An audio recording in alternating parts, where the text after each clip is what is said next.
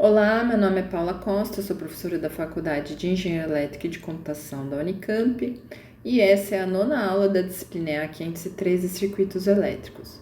Nessa aula eu vou falar sobre circuitos RC e RL com fontes DC, ou seja, circuitos com resistências e capacitâncias e circuitos com resistências e indutâncias que são alimentados por fontes de tensão ou corrente contínuas, as fontes DC.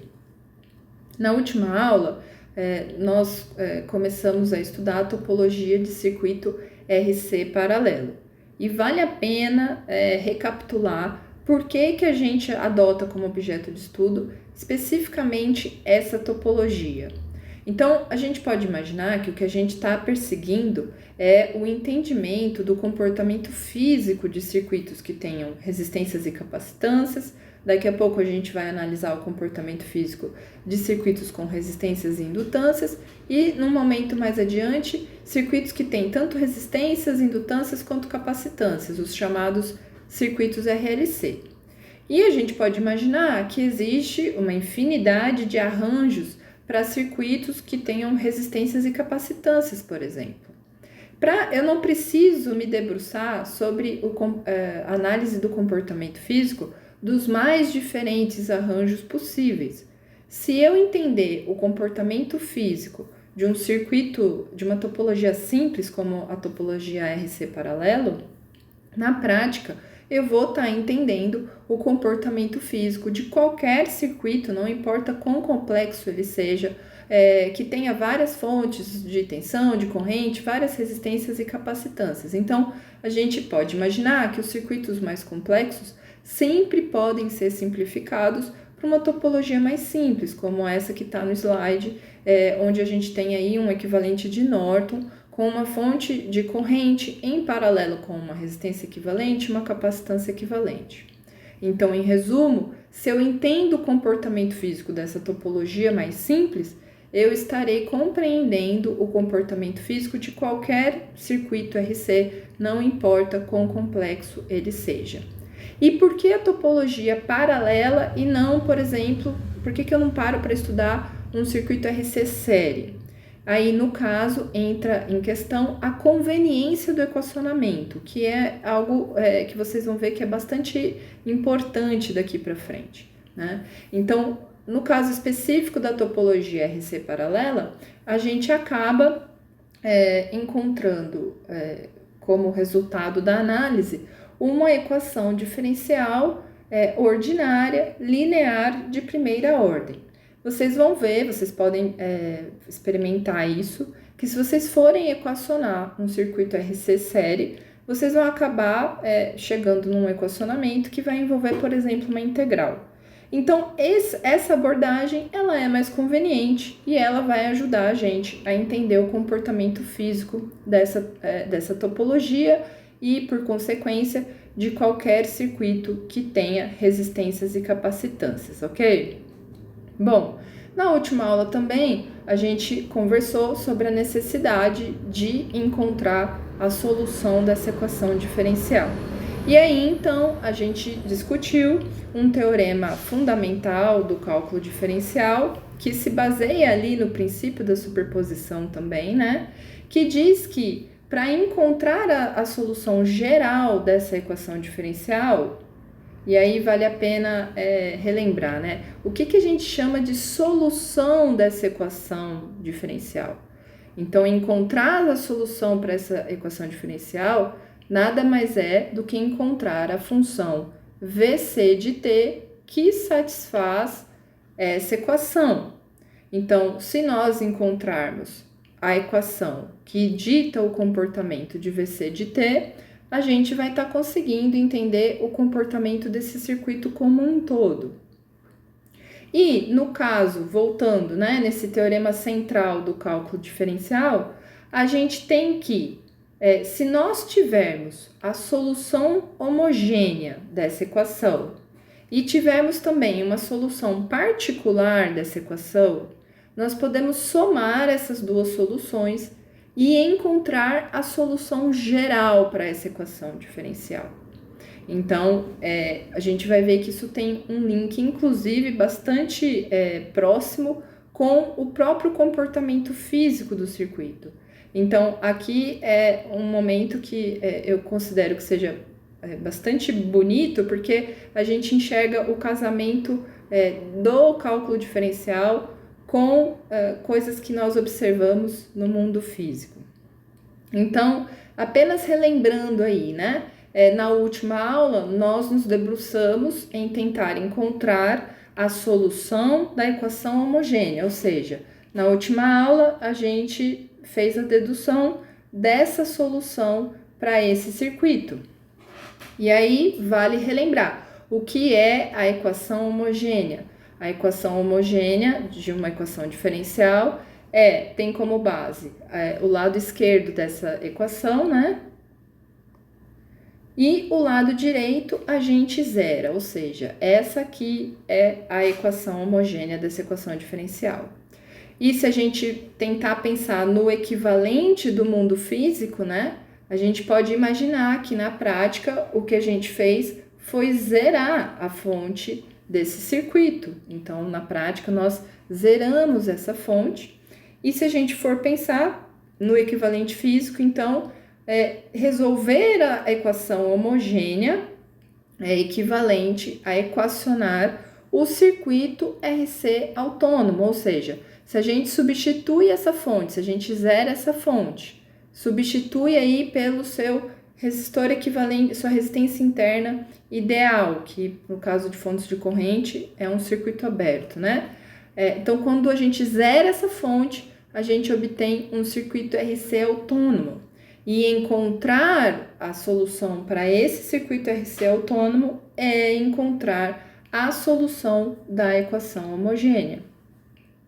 E aí, na última aula também, eu chamei atenção para algumas terminologias que são bastante interessantes e que fazem esse link com o mundo físico, né? Então, quando a gente analisa o circuito autônomo sem fontes, nós estamos encontrando a solução da equação homogênea, que é chamada também a resposta natural do circuito, que é a resposta física do circuito, que depende somente dos bipolos passivos do circuito, as resistências e as capacitâncias, no caso, né? Sem considerar a resposta que é forçada pelas fontes. Então, encontrar a solução da equação homogênea é encontrar a resposta natural do circuito. E, como a parte do comportamento físico também, encontrar essa resposta natural do circuito é analisar o comportamento transiente do circuito, ou seja, essa resposta natural é aquela que dita como que o circuito se comporta quando ele sofre alguma mudança brusca. Por exemplo, uma chave é desligada no circuito, ou uma fonte é ligada, ou uma nova carga é anexada ao circuito. Então, toda vez que existe uma mudança brusca nesses circuitos que têm bipolos armazenadores de energia, a gente pode imaginar intuitivamente que esse circuito leva um tempo para se adaptar. Ele leva um tempo para se acomodar à nova configuração. E, portanto, a gente vai observar lá na variável tempo alguma perturbação desse circuito. Isso é o transiente, isso é o transitório, né? É aquela perturbação que a gente observa no comportamento do circuito até que ele entre em equilíbrio novamente. E é essa resposta natural do circuito, é essa solução da equação homogênea que dita como que esse transiente acontece. Então, veja aí o link muito forte entre o mundo matemático e o mundo físico, ok? Bom, nessa aula, então, o que a gente vai estar focando, né? Então, na última aula, a gente focou em encontrar a resposta da equação homogênea. A gente acabou encontrando ali que para o circuito RC paralelo, essa solução envolve uma exponencial com um coeficiente negativo, o que é algo que faz total sentido no contexto de um circuito RC, né? porque essa é uma resposta que ela vai se esvanecendo, ela é um transitório, conforme o tempo vai crescendo, esse termo vai desaparecendo, né? Então, por isso que é essa parcela da solução que dá a resposta transiente. E nessa aula, a gente vai focar em encontrar essa solução particular. E a solução particular, ela depende da gente saber que tipo de fonte está excitando esse circuito. E no caso específico dessa aula, a gente vai estar lidando com circuitos que são alimentados por fontes de corrente, no caso, contínuas. E para isso, a gente vai passar a chamar a nossa variável I aí, da fonte de corrente, com um I maiúsculo, a gente vai chamar de I0 para indicar que é uma corrente contínua, constante, ok? Então, fazendo a adaptação adequada lá nas nossas equações, o I maiúsculo acaba aparecendo aqui desse lado da equação, certo?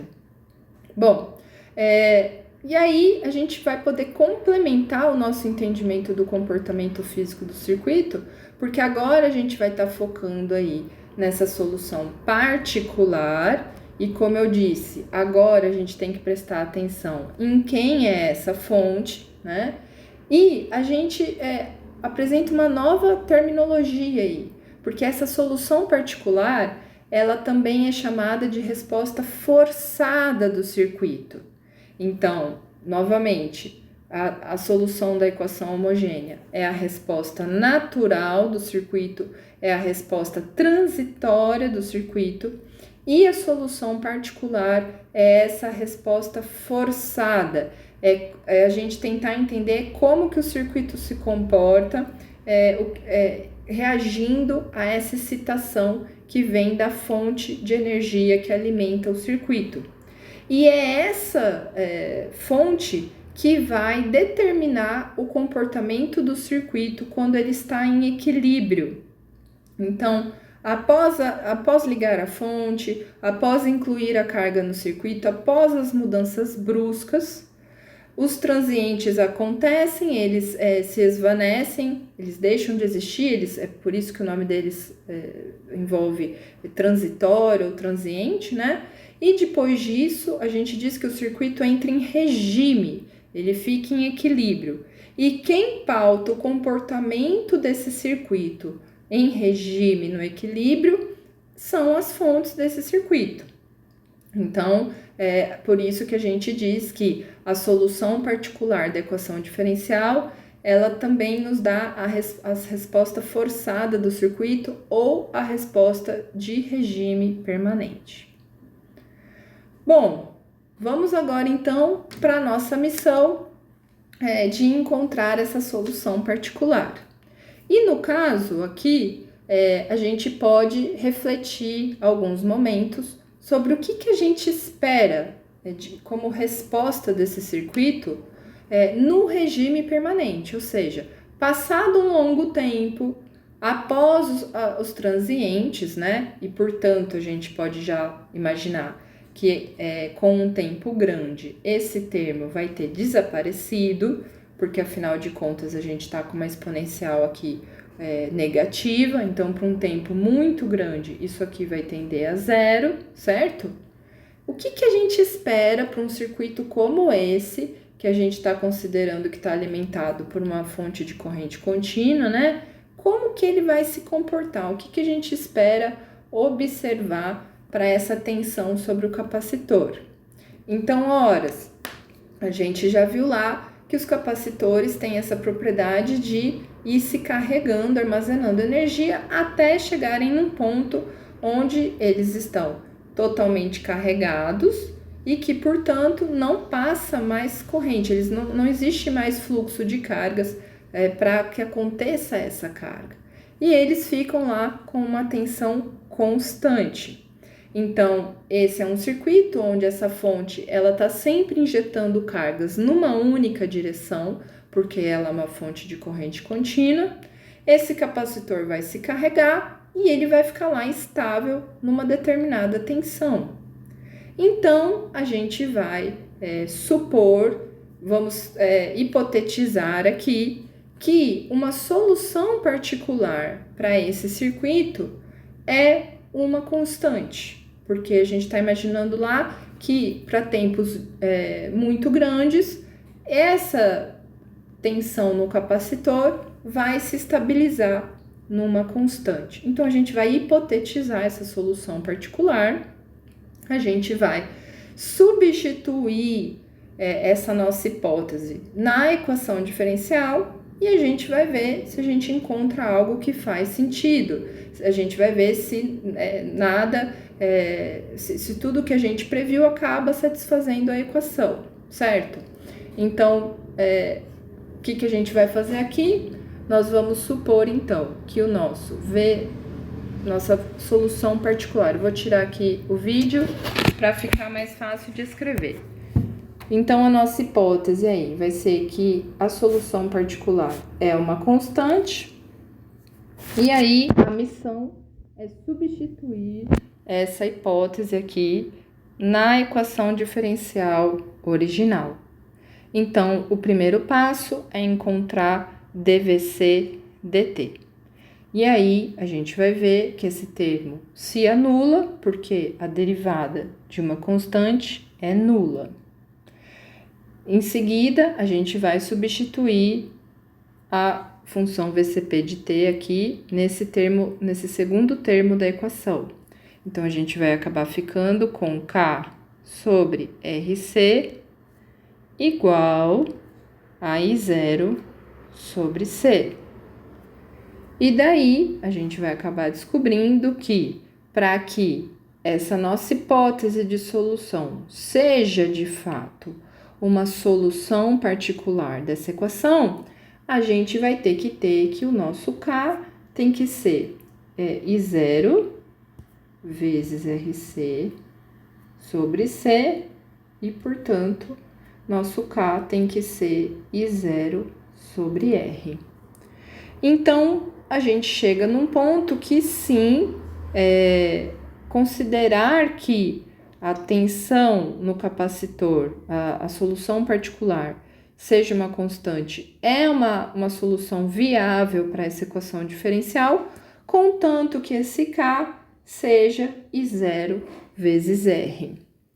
Então, agora, vamos deixar isso escrito de uma maneira um pouco mais bonita, né? Então, apenas repetindo os passos que foram feitos aí, eu assumo que a solução particular é uma constante, eu substituo isso na equação original e acabo obtendo que K é igual a R I0. Bom, o que eu tenho agora? Agora, eu consigo ter a solução geral daquela equação diferencial. Como, né?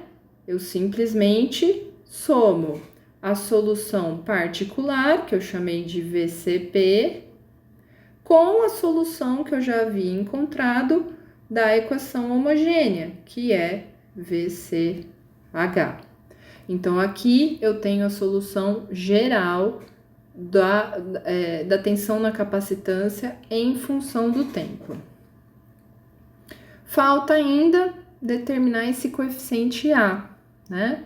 E para determinar esse coeficiente A, o que a gente vai fazer é pensar no instante t igual a 0, porque isso vai permitir que a gente suma com essa exponencial. Então, para determinar o A,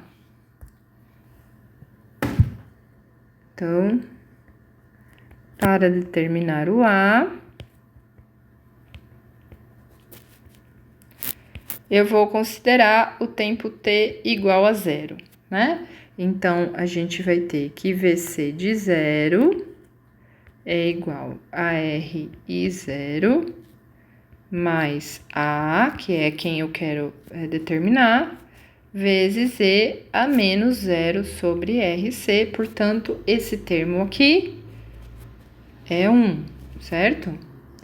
Então, eu fico com VC de 0 é igual a R I0 mais A. Portanto, o A é igual a VC 0 menos RI0. O que significa isso na prática? Significa que, se eu quiser determinar a tensão na capacitância em qualquer tempo t, numericamente, eu vou precisar saber qual que era a tensão no capacitor no instante t igual a 0. O que parece que faz bastante sentido, né? Eu tenho que saber da onde que eu saio para saber aonde que eu estou chegando com a tensão nesse capacitor, ok? Bom, então, aqui apenas repetindo os equacionamentos que foram feitos, né? E agora, obtendo aqui, repetindo essa parte que a gente acabou de fazer, né? Então, agora a gente tem aqui o equacionamento final geral da tensão do capacitor em função do T, onde a gente tem aqui que dependemos de saber aí qual é a tensão no capacitor no tempo T igual a 0, certo? Então, com isso, a gente obtém a solução geral para esse circuito. Então, por meio dessa função, a gente consegue estudar o comportamento físico desse circuito RC. Então, agora, vamos gastar aí um tempinho tentando entender como que esse circuito está de fato se comportando. Então, para isso, a gente pode imaginar aí, primeiro, aquele momento onde o tempo é muito grande. Então, a gente pode imaginar aí o que acontece quando se passou muito tempo, tá? A gente pode imaginar aí um tempo t tendendo a infinito, certo? Então, nesse caso, quando t está tendendo a infinito aí, a gente vai ter que esse termo da função, ele vai tender a 0. Portanto, tudo isso aqui some e a gente vai ter que a tensão no capacitor, ela vai ser I0 sobre R. Bom, a tensão no capacitor, ela é dada aqui por VC, certo? E ela também é a tensão sobre a resistência. Então, a gente está vendo que a tensão na capacitância, ela é exatamente I0 vezes R. Então, para o contexto de uma fonte contínua, por um tempo t muito grande, a corrente vai estar passando no final desse período aí muito grande, somente pela resistência. Como que eu sei disso? Porque essa tensão, ela, para t muito grande, ela está dando por I0 vezes R, ou seja, ela está sendo dada exclusivamente por essa corrente que passa em cima da resistência R. Na prática, isso é dizer que o capacitor não está mais recebendo corrente. Ele está lá com uma tensão sobre ele fixa em I0 vezes R, mas que não existe corrente passando por ele. Então, a gente vai poder dizer que para um circuito RC paralelo, para quando T com uma fonte contínua, né, passado muito tempo, esse capacitor se comporta como um circuito aberto, não há mais corrente passando por ele e toda a corrente recai sobre a resistência. Agora a gente pode pensar no início do tempo, né? Para aquele instante t igual a 0. No instante t igual a 0, o que a gente tem é que esse termo aqui, ele fica unitário, né? A gente tem que, acabamos tendo aqui que esse termo se cancela com esse, né? E nós temos aí o VC de 0. Portanto, em cima desse capacitor. Mas, se a gente imaginar que esse capacitor está inicialmente descarregado, certo? Se ele está inicialmente descarregado, E sabendo que a corrente aí é CdV/CdT, o que a gente vai acabar observando é que essa tensão nula, certo? Equivale a um curto-circuito. E num primeiro momento, então, quando o capacitor inicialmente está descarregado, essa tensão nula entre os terminais do capacitor, a gente pode imaginar que isso se comporta como um curto-circuito e, portanto, toda a corrente da fonte passa por aqui.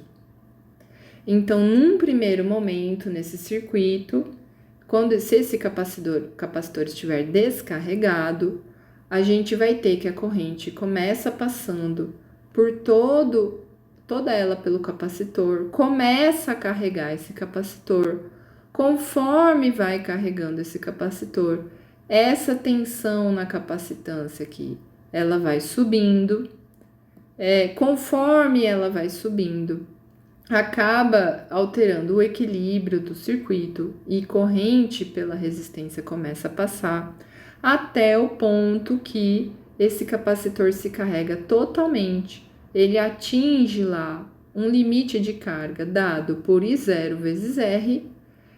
Essa tensão ela passa a ser fixa em I0 vezes R por um tempo grande e essa capacitância não tem mais corrente passando por ela.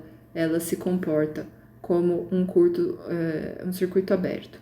Então, para ter muitos grandes, apenas reescrevendo o que eu acabei de falar oralmente, né? Então, para ter muito grande, a tensão no capacitor se estabiliza em 0 vezes R, ou seja, toda a corrente passa pelo resistor e o capacitor se comporta como um circuito aberto. Se o capacitor inicialmente estiver descarregado, ou seja, se a tensão inicial VC for 0, toda a corrente vai estar passando pelo capacitor. E o capacitor, então, ele se comporta como um curto-circuito. E a gente pode observar isso também nas curvas de carga aí desse capacitor, certo? Então, a gente está observando aqui a situação onde o capacitor inicialmente estava descarregado e ele paulatinamente aí vai se carregando até chegar em 0 vezes R. E o que mexe nessa velocidade de carga é exatamente a constante de tempo tal, né? Que é a constante de tempo que determina a duração do transiente. Então, para um RC pequeno, a gente vai ter aí uma subida rápida e uma estabilização rápida. Para um R vezes C grande, a gente tem uma estabilização que demora um pouco mais. Então, por meio dessa função que nós obtivemos para o circuito RC paralelo, a gente conseguiu entender aí o comportamento físico desse circuito que tem resistências e capacitâncias quando ele está alimentado por uma fonte DC. Então, a gente ainda vai ver no contexto da disciplina como esse circuito se comporta quando, por exemplo, ele está sendo alimentado por uma fonte que não é contínua, quando ele está sendo alimentado por uma fonte alternada, certo?